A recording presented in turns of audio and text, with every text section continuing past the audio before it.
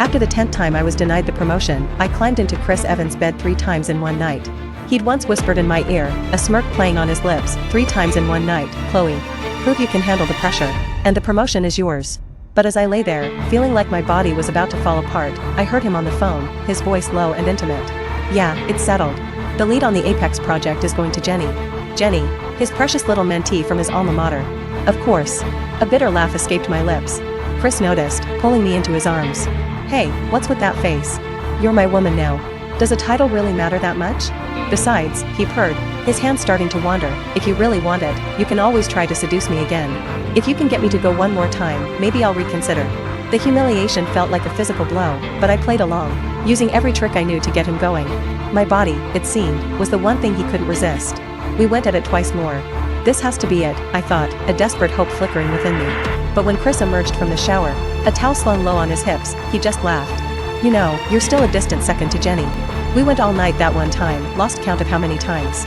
She earned that position." He flopped onto the bed and was asleep in minutes. I, on the other hand, scrambled to the bathroom, vomiting until there was nothing left but bile. In that moment, everything became crystal clear. He was never going to give me that promotion. He knew my dad's dying wish was for me to lead the Apex project, to finish what he started. And Chris had been dangling it in front of me, tormenting me, time and time again. Maybe this is what it feels like when the love is gone. Funny thing is, I was sick of him, too. Chris slept like the dead. I didn't sleep at all. I packed my things in the pre-dawn light. Just as the sun started to streak the sky, his phone buzzed, waking him. "Yeah, it's yours, baby, don't worry," he murmured into the phone. "With your talent, who else would I give it to?" A pause. "Her? Nah, she won't be mad. Besides, we're about to get engaged." Another pause. Okay, fine. I'll wait for you to say yes before I make it official with her. Happy?" That sickly sweet, coddling tone. It used to make my blood boil whenever I heard him talking to Jenny like that. Now? Nothing. It was like listening to a stranger. "I guess when you stop caring, you really are free. What's this? Throwing a tantrum because you didn't get the promotion?" Chris finally noticed me stuffing clothes into a suitcase, his brow furrowed. Then, a condescending smile spread across his face. "Come on, Chloe. The Apex project is way out of your league. Your dad, he meant well, but he should have known your limits." He wrapped his arms around me from behind, his hands immediately starting their unwelcome exploration. "Why can't you just be happy being my woman? Just be the woman behind the man, isn't that enough?" The memory of pleasure was gone. Now, the thought of his touch just made me feel sick. An involuntary gag reflex was all it took to kill his mood. Chris scowled, pushing me away. "Fucking buzzkill. You keep this up, and I might just call off that engagement." He stormed out. Watching his back, I whispered to the empty room, "I don't need it anymore." That day, I moved my things to my own small condo and submitted my resignation. It was rejected. Blocked in the system. Before I could even march down to Chris's office to demand why, Jenny came running to my desk, tears already welling in her eyes. "What's the meaning of this, Chloe? Now that I'm leading the Apex project, you suddenly quit? You're just trying to make it look like something shady happened, aren't you? Everyone knows you've been sleeping your way to the top. You're just pissed it didn't work this time." Slap. The sound echoed in the quiet office. If I didn't have to care about Chris anymore, I sure as hell didn't have to put up with her. He used to always say, "Jenny's been through a lot. She's my mentee, so I look out for her. Don't be so paranoid." Even when they were practically draped all over each other, he'd gaslight me. "She's young, she doesn't know about professional boundaries. But you should. Stop being so petty." Now, here was Jenny, the one who'd gotten everything she wanted, acting like the victim. You bet I was angry. The slap stunned her into silence, but her eyes filled with venom. "Chloe," she hissed, "you are so finished." Just as she said it, I saw him. Chris. Standing by the elevators. Of course. This was a planned ambush. Instantly, Jenny crumpled to the floor, sobbing hysterically. "Chloe, I'm sorry. I know I shouldn't have taken the project. I'm sorry, I'll give it back, please. Just stop spreading rumors about me."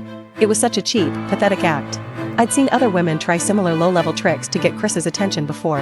He'd always just stare them down coldly and say, "Your acting is terrible. You want to see what real crying looks like?" Then he'd turn to me, loud enough for everyone to hear, "The only person I trust around here is Chloe. I know who she is. Try to frame her again, and I'll make sure you never work in this city again."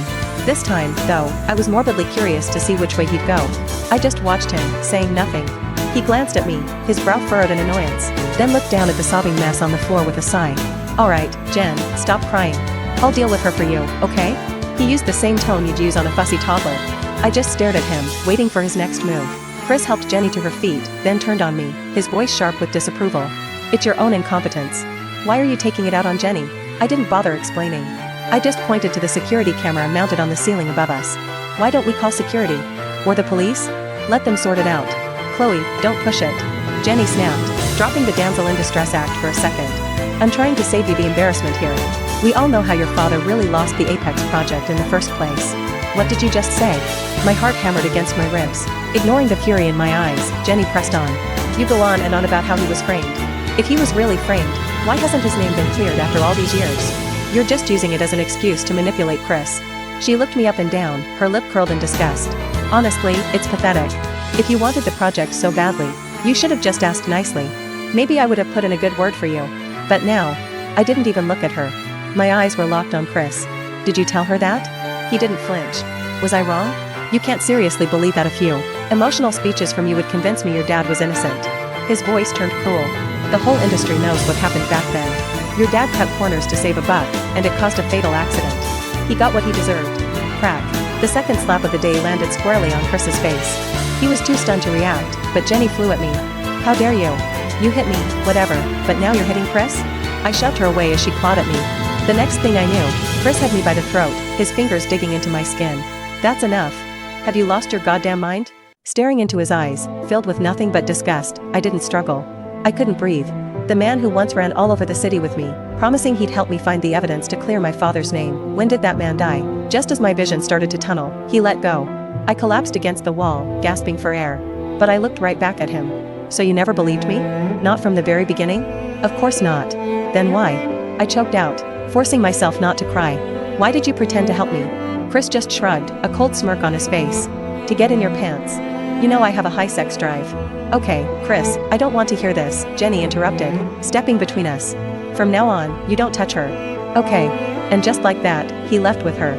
I stood there alone in the hallway for a long, long time. All the good memories we'd shared felt like 1,000 tiny cuts all over my heart. Thank God I'd already decided to let go.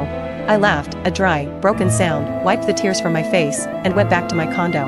I didn't sleep that night either. The next morning, my phone rang. It was Chris. If you want to quit so badly, fine. Get your ass to the office. Now. He knew exactly how to push my buttons. He knew I was dead set on leaving, but he wanted to torture me one last time. I knew it would be an ambush, but I went anyway. The moment I stepped onto our floor, I could feel the hostile stares. A few colleagues who never liked me started in with the snide remarks. Well, look what the cat dragged in. What are you after this time? I hear the top spot's already taken. Ugh, I can't believe I have to share office space with someone so available. Their words used to sting. Now, they were just noise. I walked straight to Chris's office and pushed the door open without knocking. Jenny was sitting on his lap. Neither of them flinched. But Chris still had the audacity to offer a pathetic excuse. Jenny twisted her ankle. I was just helping her with it. Don't go projecting your own dirty mind onto everyone else. I actually laughed out loud. The hypocrisy was almost impressive. I ignored them and got straight to the point. Why did you call me in? There's a client dinner tonight. Mr. Warner. You need to close the deal for Jenny, he said, his tone all business. You help her land this contract, and I promise, I'll sign your resignation papers. He leaned back, a smug look on his face. Of course, if you change your mind, if you decide you don't want to quit after all, I could be generous. I could let Jenny bring you onto the Apex team. He looked at me like he was offering scraps to a beggar. I'll take the first option, I said, pulling my printed resignation letter from my bag. Sign it. You get the contract tonight, and I'll sign it, he said, his jaw tight. I didn't waste another second. I went back to my desk, ignoring the mess of passive-aggressive notes and trash someone had left on it. That evening, Chris and Jenny left first. I took a cab. When I arrived, the private room was already full. The client, a real estate mogul named Mr. Warner, was a man I recognized. He was notorious in the industry, a legendary sleazebag. I remember Chris saying once, years ago, I'm in this business to make money, sure, but I'll never, ever work with a pig like that. When does a person change so much? Or was he always this rotten, just better at hiding it? Warner's eyes lit up the second he saw me. We'd met once at a gala, and he'd been sleazily hitting on me all night. I still remember Chris stepping in, grabbing Warner by the collar, and growling, "Don't even think about it. She's with me." Tonight, Chris was practically gift-wrapping me for him. He smirked at me. "There she is. Mr. Warner has been waiting for you." Then Chris turned to Warner, his voice smooth as silk. "Mr. Warner, I know you've always had a thing for Chloe. So tonight, I'm showing my utmost sincerity." Warner let out a booming, predatory laugh. Before I could even process it, Jenny was pushing me towards him. "This is your big chance, Chloe. With a sex drive like yours, you should be grateful a man like Mr. Warner is willing to take you on." Chris chimed in, his voice laced with mockery. "She can go 5 times a night. Warner's eyes raked over me, a new, unpleasant light in them. Is that so? A real thirsty one, are you? He grabbed me, pulling me against him. Alright. I can satisfy you. As he held me, he took the contract from Jenny.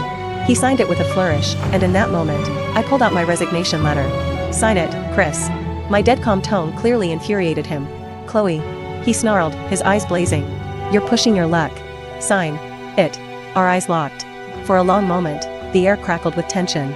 Finally, with a look of pure hatred, he snatched a pen and scrawled his signature. I immediately took a picture of the signed letter and emailed it to HR. My phone buzzed 5 minutes later. An automated email, your termination has been processed. Company access has been revoked. I took a deep breath. It was over. Then I turned to Mr. Warner, who was watching this whole drama with confusion, and gave him a dazzling smile. Shall we go, Mr. Warner? The night is young. What did you say? He'd probably assumed the deal was off, that he'd never get me. But my invitation made his face split into a lecherous grin. Yes. Let's go, let's go. He grabbed my hand and started pulling me towards the door. Stop right there. Chris's voice was low and dangerous. He looked at me, his face a mask of disbelief. Are you that cheap? You're actually going with him? Mr. Evans, are you thinking of breaking our contract? I asked sweetly. You were the one who said you were gifting me to Mr. Warner in exchange for his business. The deal is done. Or did you not want me to fulfill my end of the bargain? You've already quit, he yelled. I didn't know if he was angry that I was leaving with Warner, or for some other twisted reason. But I wasn't naive enough to think for a second that he actually cared. So what? I'm a woman of my word. Unlike some people, I don't make promises I don't intend to keep. The jab was meant for him, and I didn't care if he got it or not. I turned back to the ecstatic Mr. Warner. Let's not waste any more time here, shall we? Right. He couldn't get us out of there fast enough. I thought I heard Chris start to follow, but then Jenny's whiny voice cut through. Chris, she's being a slut. Are you really going to chase after her? If you leave, I'll be really angry. Her words stopped him in his tracks. The second Warner and I were in his car, my phone started blowing up with calls from Chris. I ignored them. Then the texts came flooding in. Get back here right now. The Apex project is yours. Stop being pathetic. Warner's got nothing on me. Chloe, this is your last chance. Come back. The texts practically vibrated with his rage. I typed out one last message. Chris, I don't want the Apex project anymore. And I don't want you either. Then, I blocked his number. And for the first time in a long time, I smiled. I heard later that Chris went insane looking for me that night. It was a wasted effort. By the time he started his search, I was already 30,000 feet in the air. He ditched Jenny and tore over to Mr. Warner's mansion. When he got there, he found Warner in the living room, hands all over some woman, kissing her neck. Blind with rage, Chris stormed in, landed a solid punch on Warner's jaw, and grabbed the woman, yanking her towards the door. What the hell is wrong with you? Get off me. The unfamiliar voice stopped Chris cold. He blinked, actually looking at the woman he was manhandling. It wasn't me. He dropped her arm like it was on fire. Warner, where's Chloe? Even though the contract was a big deal for Chris, Warner was small fry in the grand scheme of things. Getting grilled by Chris Evans had him spooked. You think I could control a woman like that? He whined, rubbing his jaw. The second the car turned the corner, she threw the door open and jumped out. Scared the hell out of me, you know that? Warner started rambling about how crazy I was. You're right not to be with a woman like that, Chris. A real handful. Shut up, Chris snarled. He couldn't stand to hear anyone say a bad word about me now. Too little, too late. I was already past caring. There was a time when all I wanted was his approval. In our relationship, at work, I felt this gravitational pull towards him. I wanted us to be together forever. I wanted him to love me forever. And in the end, I was just a thirsty woman to him. In Jenny's words, I was a social climber who'd sleep with anyone. The truth is, Warner wasn't entirely honest. I did try to jump from the car, but he grabbed me before I could get out. He was furious, threatening to make me pay. That's when I calmly pulled out my phone and dialed a number. The second it connected, I put it on speaker. I think I'm ready to take you up on that offer. Seriously? The voice on the other end was electric with excitement. I'm in Mr. Warner's car right now, I said quickly, cutting him off. And he's having some trouble taking no for an answer. Who? Warner? The voice turned to ice. Where's that old fossil? I glanced at Warner, who was staring at my phone, dumbfounded. He's right here. Put him on. He's on speaker. A roar came through the phone. Warner, who the hell do you think you're touching? Warner wasn't an idiot. The confidence in my voice, the pure authority in the callers, he knew this was someone he couldn't afford to cross. And you are? He asked meekly.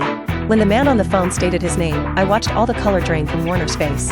He started sweating, his body trembling. Mr. Vance, my deepest apologies. I had no idea Miss Chloe was a friend of yours. He turned to me, his voice a pathetic squeak. "Where can I take you, miss?" "Anywhere you want to go." "The airport." Warner broke every speed limit getting me to JFK. When we pulled up to the private terminal, I had only two conditions. Chris Evans was never to know where I went, and he was never to know about my relationship with Theodore Vance. Warner nodded so hard I thought his head would fall off. "You have my word, Mississippi." I gave him a slight nod and walked onto the jet Theo had waiting for me. To be honest, I hadn't wanted to leave at first. But Theo had been a persistent voice in my ear for months. "Do you really think that man will love and protect you forever?" he'd said. "I'm telling you, Chloe, you could set yourself on fire for him, and Chris would still choose to shield Jenny from the smoke." At the time, I thought he was just trying to get in my head. "You and Chris both know how much the Apex project means to me," I'd argued. "He can indulge his little mentee in anything else, but not this. Never this. Life has a funny way of proving you wrong. And it does it fast." That Chris chose Jenny wasn't a surprise. But that he would join her in mocking me, in mocking my dead father, that was the one thing I could never forgive. So I left. And Theo had made me a promise. The Apex project. Chris Evans will never get it. It's not like I fully trusted Theo, either. Men like him and Chris were cut from the same cloth. They were predators, and they both seemed to want the same thing from me. Years ago, after someone drugged my drink at a party, I almost ended up in Theo's bed. He found me, took me to his hotel suite to keep me safe, and then said, "Chloe, don't let me find you this vulnerable again. Because next time I won't be a gentleman." I avoided him like the plague for 3 years after that. But then, at my absolute lowest, he appeared out of nowhere. It was right after a brutal fight with Chris. Theo had watched Chris storm away, then scooped me up off the park bench where I was crying. "This is the man you're wasting your life on?" he'd asked, his voice filled with contempt. I couldn't deny it. But after so many years of loving Chris, letting go felt like tearing off a limb. "Come with me," Theo had said that day. "I swear I will never be like him." How many times had I heard promises like that? I didn't believe him. He and Chris were rivals. For all I knew, I was just a pawn in his game to get back at him. I refused, firmly. He didn't get angry. He just gave me his private number and started contacting me. Every time Chris hurt me, Theo seemed to know, a comforting text message appearing just when I needed it. Before the bids for the Apex project were even finalized, he told me, "I know you want that project. Don't worry. I'll make sure it's yours." I thought he was bluffing. The project was Chris's baby. But on the plane, Theo showed me a file. And I finally understood. Chris wasn't worthy of that project. He accused my father of cutting corners, but he was the real monster. He'd used his position to get inside information on the bidding and was already in talks with contractors known for using shoddy, dangerous materials. I never found the person who truly framed my father. Everyone just accepted the official story. But Theo believed me. "I worked with your dad once," he told me. He was a stubborn old mule. He would never compromise on safety for a quick buck. He was the first person, aside from me, to say something good about my dad since he died. Even when Chris used to say it, it always felt like he was just telling me what I wanted to hear. And now I knew he never believed it at all. I snapped my old SIM card in half and got into Theo's car. He was beaming. "I've had a ticket booked in your name every Friday for the last 6 months, he said, his smile infectious. "I'm so glad you finally used one." I couldn't help but laugh. "So, when do I get the project?" 3 days. Over those 3 days, Theo showed me the city. I didn't think about Chris once. It was like a switch had been flipped. I was truly done.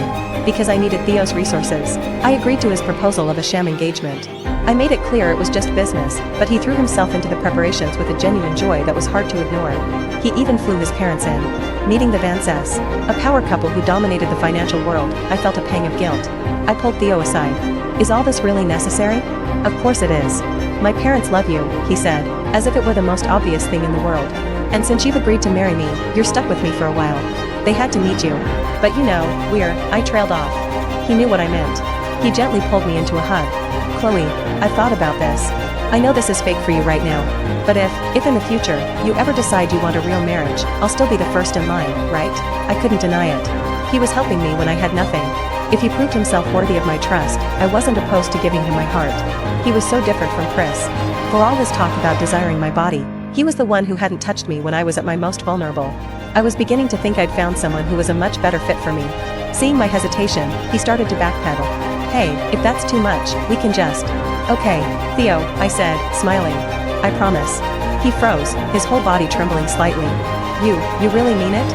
Looking into his nervous, hopeful eyes, my smile widened. I nodded. He let out a breath he seemed to have been holding for years and wrapped me in his arms.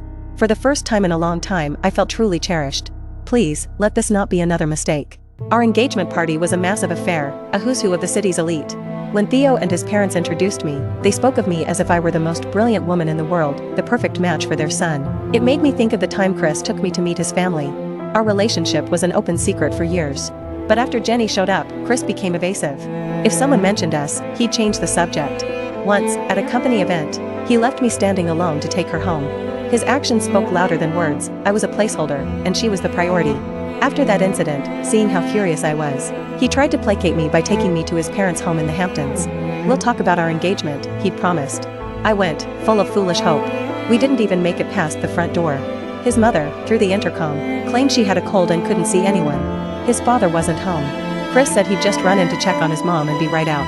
As I waited in the car, I heard their voices from an open upstairs window. "Are you seriously going to get engaged to that kind of person?" his mother asked. "Mom, relax," Chris had replied, his voice casual and dismissive. "The girl wants a title, so I'll give her one. It's not like we're ever going to actually get married." The words were like a shard of ice in my heart. I was about to get out of the car and just leave, but then Jenny's convertible pulled into the driveway. She'd heard the voices too, and shot me a look of pure scorn. "Trash," she mouthed. Then she walked up to the door and rang the bell. The woman who couldn't see anyone buzzed her in immediately, her voice warm and welcoming. Laughter drifted down from the second floor. A few minutes later, Jenny appeared at the window and stared down at me, a triumphant smirk on her face. I felt like the world's biggest fool. I got out of the car and took a taxi back to the city. That was the day I first decided to give up on him. But when Chris realized I was pulling away, he used the Apex project to reel me back in. "My mom was just testing you," he'd lied. I'd swallowed my pride for the sake of my father's legacy. And in the end, I lost the project and all of my dignity. Maybe I deserved it for being so blind for so long. The engagement party was over. Theo and I began preparing for our return. In the time we'd been gone, he'd used his influence to quietly acquire the controlling interest in the Apex project. His first act as the new owner was to name me project lead. His second was to submit a dossier of new evidence to the DA's office, formally requesting my father's case be reopened. He wanted to clear my father's name. For me. When he showed me the official documents, I started to cry. Theo just held me until I could breathe again. 3 days later, we were back in New York. The case was already moving, key witnesses were being brought in for questioning. It was only a matter of time. That's when Theo brought me news of Chris. The second Chris heard the case was being reopened, he suspected me. He couldn't find me, so he went straight to the top, to Theo. "Want to see the video of our little chat?" Theo asked, watching my face carefully. When I didn't say no, a flicker of disappointment crossed his face. Still care about him? That look on his face, it was enough. The last few weeks with him had been healing, real. I was ready to give him the trust he'd given me. "No," I said, shaking my head quickly. "I just want to know what he's planning." His expression brightened instantly. "Okay." He pulled up the security footage from his office. On screen, Chris was practically bowing. "Mr. Vance, my apologies. I heard about your engagement. I had a family matter and couldn't attend." "No matter," Theo said coolly. "You weren't invited." I had to admire his style. Chris was so stunned he could barely speak. Theo glanced at me, sitting beside him on the couch, and gave me a little "how'd I do" smile. I just rolled my eyes and kept watching. Chris finally managed to get to his point. "Mr. Vance, I was just wondering, what made you decide to look into that old case?" "My wife wanted me to." "Your wife? And she is?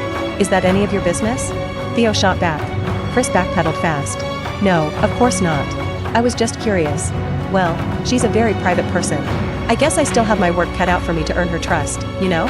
Theo's tone was laced with insinuation, and Chris clearly had no idea what he meant. Theo then changed the subject. "And you? I hear you have a long-term girlfriend. Is that this Miss Kim?" He gestured vaguely toward the door where Jenny was presumably waiting. A split second of hesitation.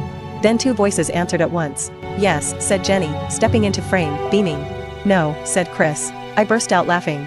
So much for Jenny's grand romance. The man who was once her whole world was now too cowardly to even admit he knew her. Jenny's smile vanished. She looked like she'd been slapped. Chris, meanwhile, was scrambling to explain. We're having a little spat right now. This is my mentee from my alma mater." "Really?" Theo raised an eyebrow. "You look like a couple to me. Could it be that your actual girlfriend found out about you too and that's why you broke up?" "Mr. Vance, please don't spread rumors," Chris said, forcing a smile. "My girlfriend and I are doing great. We're planning on getting engaged." "Planning?" Theo let the word hang in the air. He didn't press further. "The Apex project is an engagement gift for my wife. She will be present at the official contract signing." "Of course. I look forward to meeting Mrs. Vance," Chris said, oozing false sincerity. After Theo left, Jenny blocked Chris's path. "Chris, who was that girlfriend you were talking about?" "It's Chloe, obviously." "Chloe? Have you forgotten what you promised me?" Chris's patience finally snapped. "Have you had enough? If it wasn't for you, Chloe would never have left. I would never have lost her." "You regret it?" Jenny asked, her face crumpling. "In the past, That look would have had him rushing to comfort her. Now, his eyes were just filled with resentment. Jenny, you are my mentee. Chloe is the woman I am going to marry. The video ended there. Theo looked at me, a little nervous. Are you angry? I shook my head. No. Thank you for showing me just how pathetic he really is. I didn't say any more.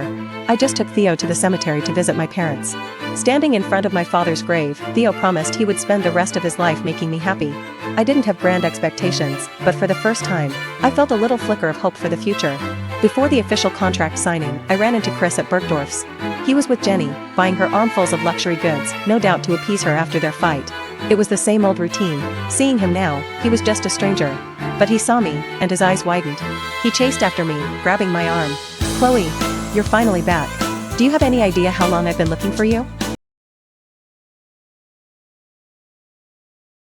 Over his shoulder, I could see Jenny's murderous glare. I pulled my arm away. Mr. Evans, please have some self-respect. We are no longer involved. If you enjoy being inappropriately close with your exes, that's your business. It's not mine. My cold, formal tone seemed to shock him into silence. But Jenny rushed forward and tried to shove me. Why did a slut like you even come back? Do you really think? Shut up. Chris pushed her away, harder than necessary. Jenny, this is between me and Chloe. Go home. Are you blind, Chris? She shrieked. She's already married. Look at her hand. Jenny grabbed my left hand and shoved it in Chris's face. His eyes fixed on the simple, elegant engagement ring Theo had given me. He staggered back a step.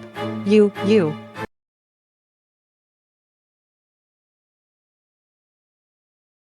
Stop acting like you're heartbroken, I said, my voice sharp. Yes, I'm engaged. And my fiancé is a far better man than you will ever be. You didn't want me, but someone else did. I turned to leave, but he lunged, grabbing my wrist. No. You can't go. Mr. Evans, a calm, cold voice said from behind me. I don't think it's appropriate for you to be holding my wife's hand like that. Chris spun around and came face to face with Theo. It was you? Chris looked like he was about to have a stroke. Theo just smiled, taking my hand from Chris's grasp and lacing his fingers through mine. Who else? Chris stared, dumbfounded. He never imagined that my new partner would be the powerful Theodore Vance. He never imagined I could find someone so much better than him. But I had. This time, I had chosen right. On the day of the signing, Chris tried to pull some last-minute tricks to delay the handover. One phone call from Theo's lawyers and he showed up, pen in hand. 2 weeks later, my father's case was concluded. His name was officially cleared. The Apex project, after all the twists and turns, was finally mine to lead. The day we broke ground, Chris showed up. He looked haggard, worn down.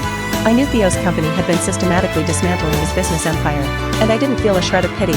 He brought it all on himself. He just looked at me. I'm sorry, was all he said. I never saw him again. On the day Theo and I got married, a large, anonymous package arrived. It was Chris's majority shares in his now floundering company, signed over to me. I heard he and Jenny never married. What became of them, I neither knew nor cared. My future was bright, and it was all my own.